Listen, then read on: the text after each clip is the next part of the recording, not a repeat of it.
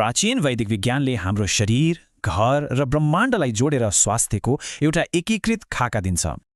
प्राचीन ज्ञानले भन्छ कि हाम्रो शरीर, बस्ने ठाउँ र ब्रह्माण्ड बीच एकदमै गहिरो सम्बन्ध छ। यो प्रणालीको 3वटा मुख्य आधार छन्: आयुर्वेद, वास्तु र ज्योतिष। ल अब यसभित्र डुबौँ है त। वैदिक मान्यताको मूल आधार नै के हो भने हाम्रो शरीर लगायत सबै कुरा 5 तत्त्वले बनेका छन्। अनि यी तत्त्वहरू शरीरमा एक निश्चित अनुपातमा हुन्छन्, जसमा पानीको मात्रा सबैभन्दा बढी देखिन्छ। यिनै तत्त्वहरू मिलेर बन्छन् 3 मुख्य ऊर्जाहरू, जसलाई दोष भनिन्छ। यी हुन् वात, पित्त र कफ। हरेक दोषको आफ्नै तत्त्व हुन्छ र शरीरमा फरक काम गर्छन्। अब यहाँनिर कुरा के आउँछ भने आयुर्वेदले शरीरभित्रका तत्त्वहरू हेर्छ भने वास्तुले बाहिरका। अब रमाइलो कुरा के छ भने घरको हरेक दिशाले हाम्रो शरीरको दोषमा सिधै असर पार्छ रे। जस्तै दक्षिण पूर्वमा अग्निको असन्तुलन भयो भने पित्त बढ्छ, जसले पाचनमा असर गर्छ।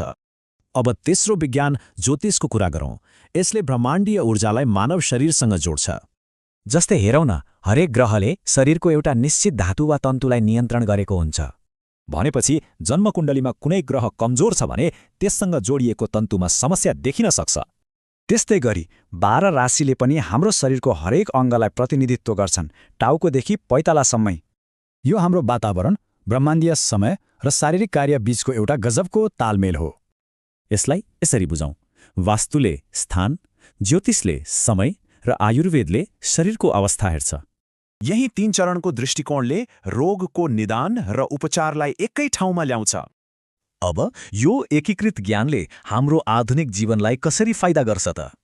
यथा पिण्डे तथा ब्रह्माण्डे, अर्थात् जे सूक्ष्ममा छ त्यही ब्रह्माण्डमा छ। यही नै यसको मूल मन्त्र हो।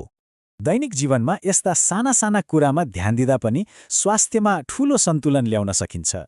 शरीर, घर र ब्रह्माण्डलाई एउटै प्रणालीको रूपमा हेर्दा स्वास्थ्यको एउटा नयाँ ढोका नै खुल्न सक्छ।